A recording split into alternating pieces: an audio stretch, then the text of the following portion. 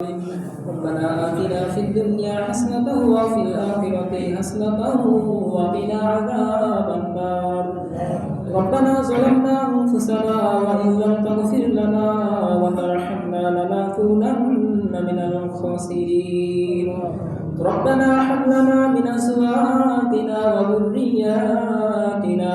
قرة أعين واجعلنا للمتقين إماما فالله خير حافظا وهو أرحم الراحمين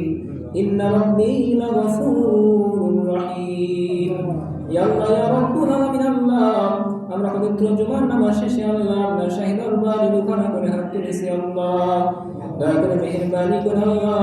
আমাদের প্রত্যেকের নামাজগুলোকে আপনার শাহী দরবারে কবুল মঞ্জুর করায় দাও আল্লাহ আমাদের সোয়াবিনাত করেছেন সর্বপ্রথম জনাই মুহাম্মদ রাসূলুল্লাহ সাল্লাল্লাহু আলাইহি ওয়াসাল্লামের কদম মোবারকে পৌঁছায় দাও আল্লাহ আমরা তো বেশক গুনাহগার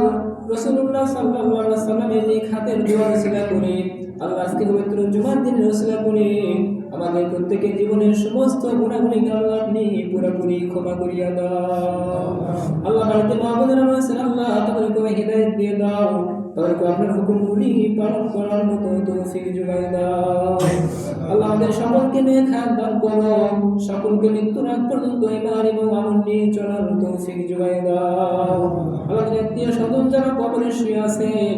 আল্লাহ তাদেরকে জুমার দিনে উসিলা করে আপনি চিরস্থায়ীভাবে ক্ষমা করিয়া দাও